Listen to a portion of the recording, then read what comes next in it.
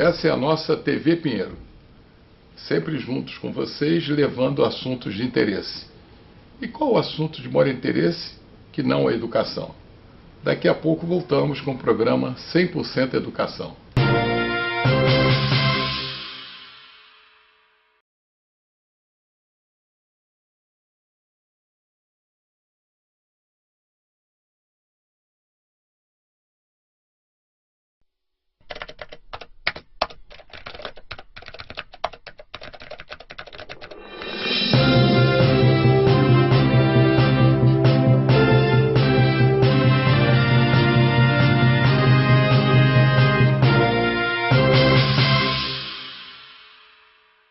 Ao meu lado, professora Malvina Tânia Tuttmann. Isso, prazer.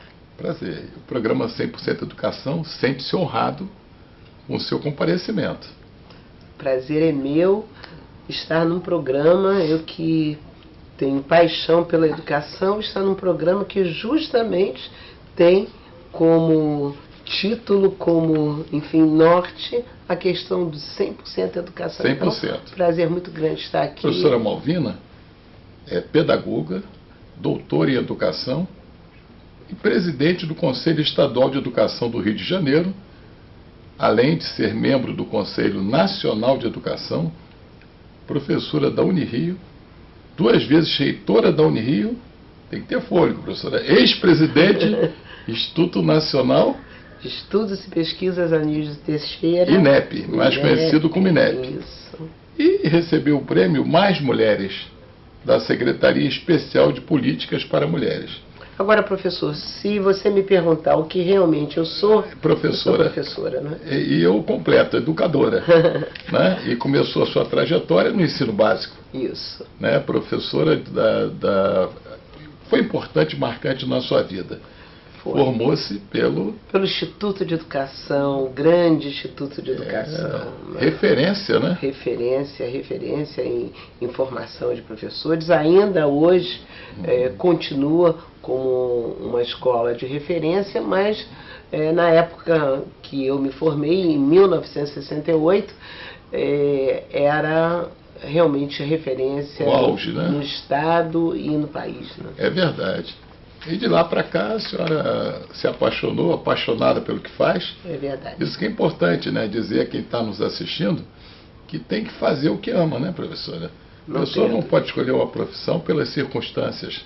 Não, isso aí é bom, né? Eu sou filho de advogados, posso trabalhar, né, com meu pai, ou vou ganhar dinheiro com isso. Não adianta. O importante é a pessoa fazer o que ama, né, professora? Eu não tenho dúvida disso, né?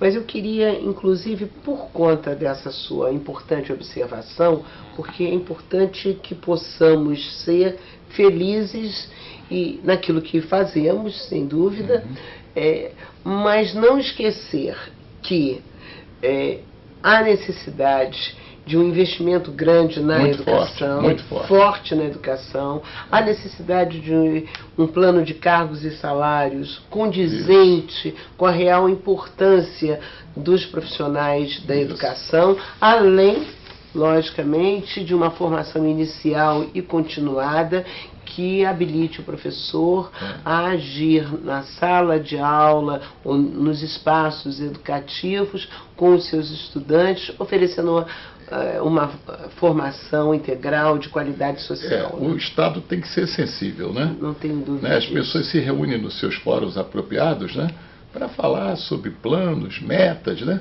Existe uma coisa chamada investimento na educação. É verdade. Não se faz nada só com sonho. É verdade. Você necessita de um investimento. Necessita de também priorizar a importância que tem um professor.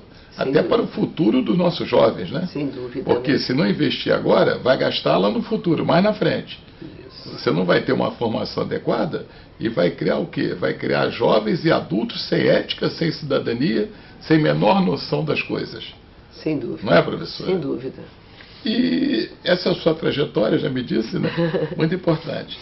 E mais também, eu sei, no INEP. Como é que foi a sua período de atuação no INEP? O INEP, para quem porventura tem alguma dúvida, né? Pois não. O que seria o INEP? O INEP é um instituto de pesquisa. de pesquisas educacionais. Ele foi criado pelo grande educador Anísio Teixeira. E o INEP nos dá a dimensão de como a educação no Brasil, em todos os seus níveis e modalidades, ele está. Eu nunca podia imaginar que pudesse ocupar a casa de Anísio Teixeira. Que maravilha.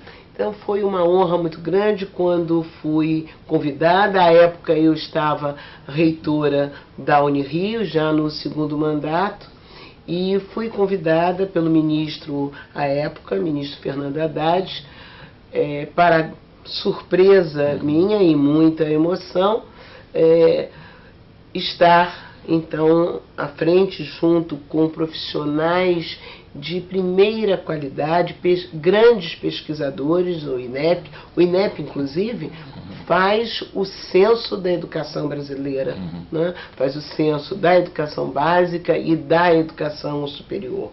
Hoje, pelo CPF, se sabe, se localiza onde está o estudante da educação básica, da educação infantil à educação superior. Mas, além disso, né, grandes ações são feitas nesse instituto, e eu outra vez reaprendi, né? Em cada espaço que eu tenho a oportunidade de atuar, de conhecer outros profissionais, eu tenho tido essa oportunidade de reaprender. E o INEP foi uma grande escola.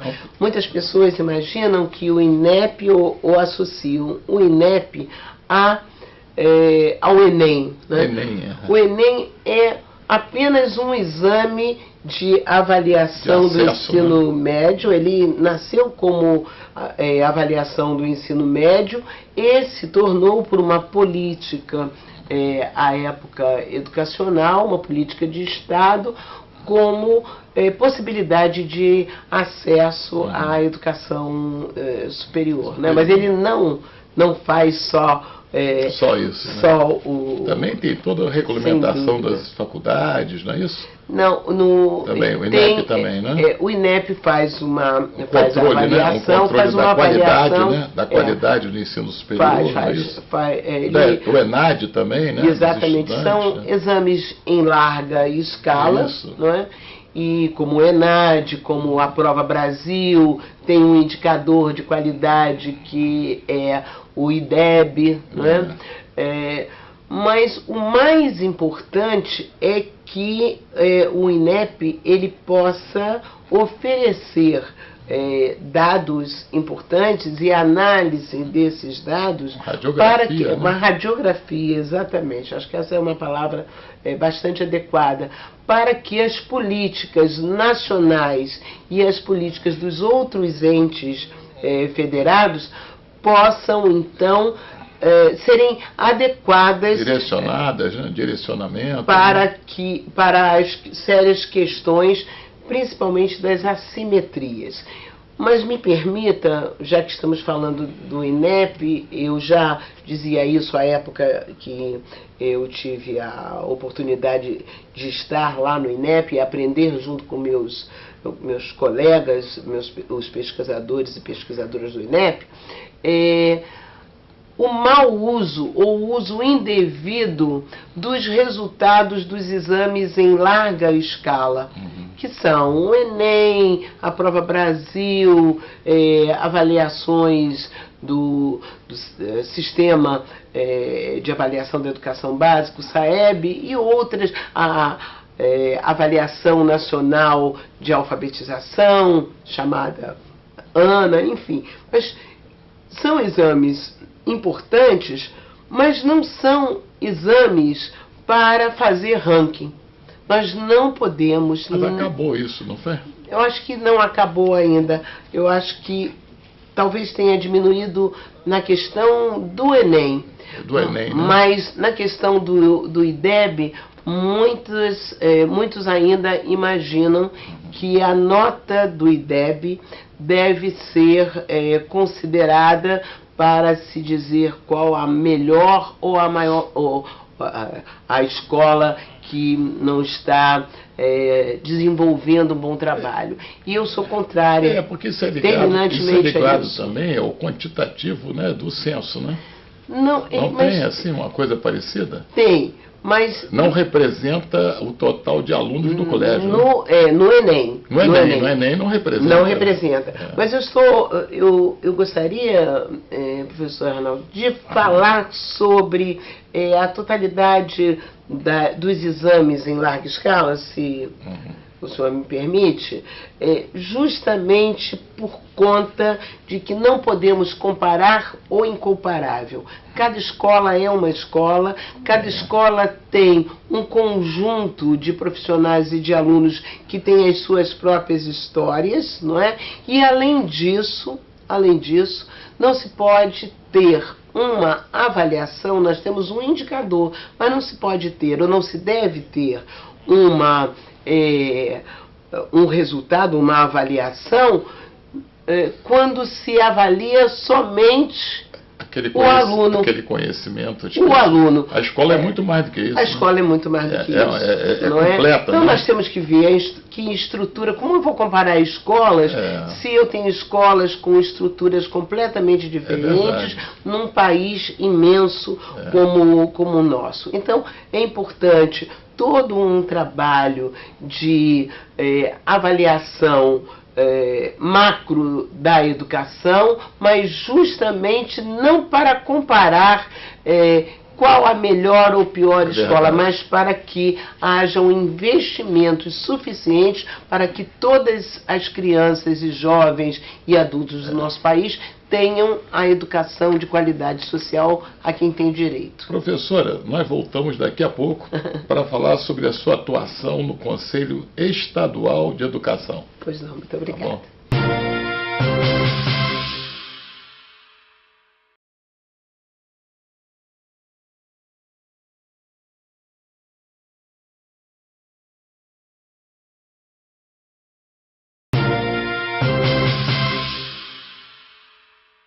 Professora Malvina, tanta coisa para se falar aqui. É verdade. Como é estar à frente do Conselho Estadual de Educação e falar um pouquinho da atuação do Conselho, né, a importância que tem o Conselho, na discussão, né, da educação do nosso Estado. Perfeito. Estar no Conselho, nesse momento, tendo a grande satisfação de presidir um coletivo de mais 23 conselheiros, comigo somos 24 conselheiros, é uma tarefa desafiadora. Imagina. O Conselho, para entendermos um pouco, o Conselho é dividido em duas câmaras, uma câmara que discute a questão da educação básica, que vai até o ensino médio, e a outra câmara que discute as questões relativas à educação superior e ao ensino profissional.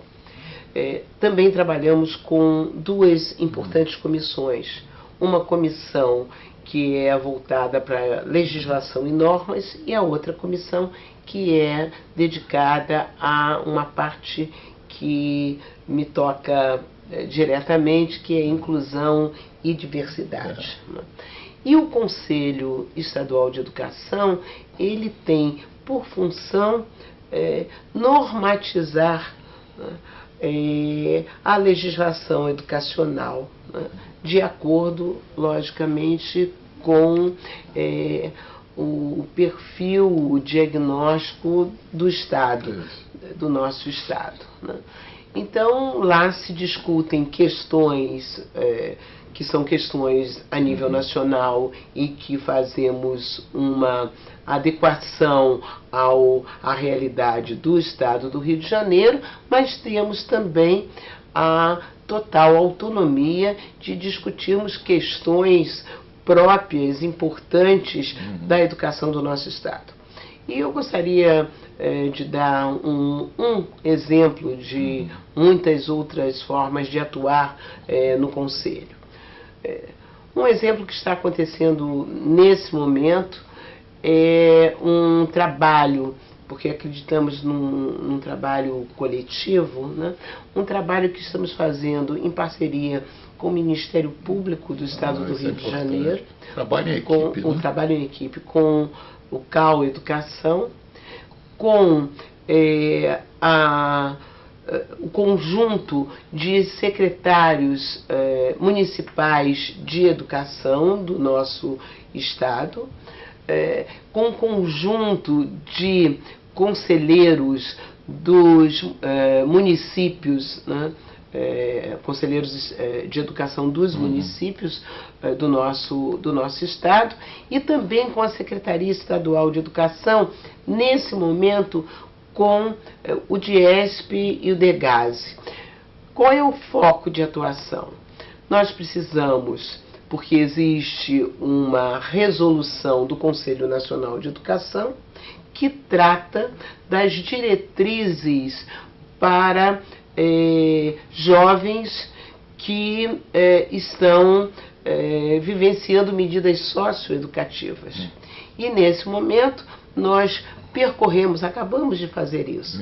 Percorremos 17 polos no nosso estado, envolvendo todos os municípios, inclusive escutando esses jovens também que vivenciam essas medidas socioeducativas, e agora estamos ampliando essa equipe com professores, pesquisadores dessa temática, e para que então o Conselho, depois de todas essas escutas e com todos esses parceiros, possa estabelecer uma deliberação que venha a dar uma unidade no que se refere às diretrizes educacionais socioeducativas para esses meninos e meninas. Isso tudo é importante, a discussão, isso tudo. Aí chega um ponto que se chegou a uma conclusão muito boa. Aí falta vontade política do Estado em poder dotar, né, de investimento para poder o Conselho poder atuar. Existem as ideias, mas se não existe um investimento, né, a gente não consegue colocar na prática a teoria. Sem dúvida alguma. A teoria é ótima. E como colocar na prática isso? É verdade. Isso aí dá despesa, isso tem investimento. Resta saber se o Estado, quando eu falo Estado, né, tem interesse que isso ocorra. Não tenha dúvida. Né? Será que eles consideram a educação e a saúde como algo prioritário? Né? Fica essa pergunta. Pergunta. O professor deveria ser muito mais bem remunerado do que ele é pessimamente remunerado? Sem dúvida. Né? Existem distorções entre estados. O estado que remunera melhor é o Maranhão, mas existe uma distorção muito grande entre um estado e outro. Sem dúvida. Como é que pode chegar e achar que o professor ele não pode ser um sacerdócio, né? Ele tem que ter condições, ele tem que ter sua família, ele tem que investir dinheiro, né, no seu aperfeiçoamento, né? Sem dúvida. Então, sem dinheiro não se faz nada. E se encontra dinheiro para tudo, né? Para obras, para estradas, para rodovias. Só se não encontra dinheiro para a coisa que é mais importante na vida, que é a educação e a saúde. Sem dúvida. Né? Então, isso aí tem que ser uma prioridade. Mas quem sabe, se o jovem do futuro, já tendo uma educação apropriada, não vai pensar de forma diferente daqui a alguns anos. Né? As pessoas que estiverem à frente do poder do executivo, eles podem ter uma outra visão, podemos dizer nacionalista, patriótica, né? De fazer bem ao próximo, ao semelhante. Né? Então, eu concordo plenamente, professor. Pode dar uma frustração, né? A pessoa faz tudo e na hora que precisa não tem. Sem dúvida. Né? O Conselho cumpre o seu papel normatizando diretrizes, resoluções que deem uma unidade ao trabalho que as instituições escolares ou da educação básica e da educação superior precisam seguir, e isso, nesse momento, está sendo feito, como eu falei, de forma participativa. Não é? Porque não adianta um grupo sentar, pensar, se nós não escutamos quem faz efetivamente isso é a conta. perfeito, né? Agora, isso tudo também não tem uma repercussão imediata se não tiver o que o senhor há pouco falou, o investimento para que a legislação, a normatização saia do papel e chegue e o a quem investimento precisa. no próprio conselho, né? Exatamente. Que tem todo um aparato para funcionar. Sem dúvida, né? não tem Então, dúvida. se não tem investimento no próprio conselho, No próprio conselho, né? não tem a tem dúvida. funcionários, tem que ter uma equipe maior. Sem dúvida. Né? A gente não acredito, né? Que Sem não dúvida. se consegue chegar a um bom termo. Sem dúvida Né? alguma. Tudo é ótimo, né? São as mentes pensantes, né?